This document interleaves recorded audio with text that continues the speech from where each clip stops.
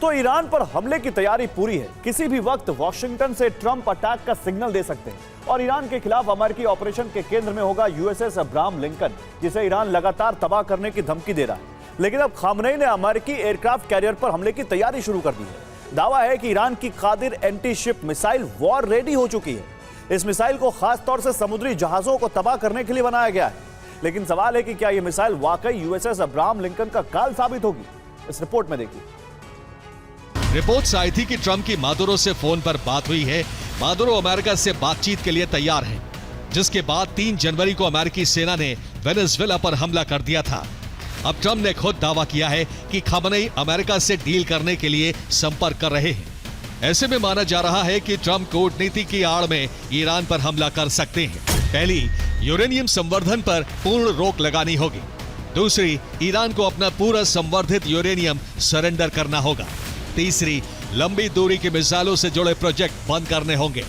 चौथी, अपने प्रॉक्सी संगठनों का समर्थन बंद करना होगा। और माना जा रहा है कि अमेरिका की पहली स्ट्राइक उन जगहों पर होगी जहां से ईरान की नीतियां तय होती हैं। ऐसे में अमेरिका का पहला टारगेट बेते रहबरी यानी ईरान के supreme leader Ayatollah Ali Khamenei का ऑफिस होगा।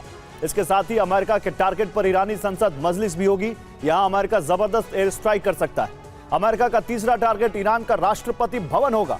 चौथे नंबर पर अमेरिका IRGC के मुख्यालय पर हमला करेगा ताकि ईरान की सैन्य शक्ति को कमजोर किया जा सके। इसके अलावा साराल्लाह हेडक्वार्टर भी अमेरिका का मेन टारगेट है। इसी हेडक्वार्टर में IRGC और बासिस फोर्स की बैठकें होती हैं और प्रदर्शनकारियों के दमन की नीति तैयार होती है। सिर्फ इतना ही नहीं, अमेरिका बासिस फोर्स के हेडक्वार्टर को भी तबाह करेगा, क्योंकि यही फोर्स ईरान की आंतरिक सुरक्षा संभालती है और प्रदर्शन दबाने का काम करती है। अमेरिका के टारगेट पर ईरान की टॉप लीडरशिप भी होगी। अमेरिका का सबसे पहला target supreme leader Ayatollah Ali Khamenei होंगे। इसके अलावा राष्ट्रपति मसूद पेजेश्कियान भी अमेरिका के टारगेट पर होंगे। ईरान के CDS सैयद अब्दुल रहीम मुसावी के खिलाफ भी अमेरिका बड़ा ऑपरेशन चलाएगा।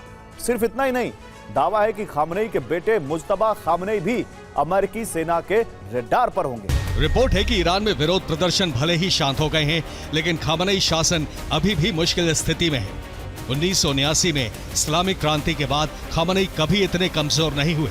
ईरान की अर्थव्यवस्था भी ऐतिहासिक रूप से बिखर चुकी है। ईरान ने बड़ी संख्या में शाही ड्रोन के लॉन्च पैड एक्टिवेट कर दिए हैं। दावा है कि ईरान का प्लान USS लिंकन पर बड़े झुंड में ड्रोन हमले का है। एक्सपर्ट्स मान रहे हैं कि अगर ईरान एक साथ 500 ड्रोन लिंकन पर दागता है तो बड़ी संख्या में ड्रोन लिंकन को टारगेट करने में कामयाब होंगे, क्योंकि मॉडर्न डिफेंस सिस्टम इस तरह के हमले रोकने के लिए तैयार नहीं है। और ईरान की कादिर एंटीशिप मिसाइल कोई साधारण रॉकेट नहीं है, बल्कि ये दुश्मन के रडार को चकमा देने में बेहद माहिर है। ये 3 चरणों में काम करती है। लॉन्च होने के बाद पहले चरण में मिसाइल समंदर से बेहद कम ऊंचाई पर उड़ान भरती है। इसकी उड़ान कई बार सिर्फ 5 से 10 मीटर के आसपास होती है, ताकि दुश्मन के रडार इसे ट्रेस ना कर सके।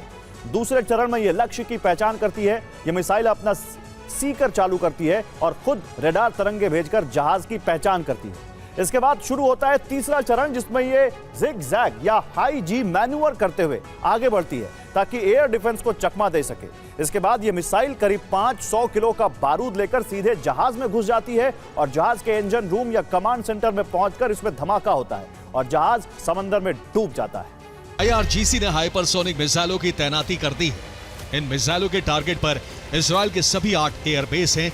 इसके अलावा बड़े मिलिट्री ठिकाने भी ईरान के टारगेट पर हैं। खामनेई बीते 3 दिन से अंडरग्राउंड हैं, ताकि अमेरिका उनकी लोकेशन ना ढूंढ सके। ईरान की सरकार और सेना को चलाने के लिए कई उत्तराधिकारियों के नाम तय किए गए हैं, ताकि कोई भी टॉप लीडर मारा जाए तो तुरंत उसका उत्तराधिकारी कमान संभाल सके।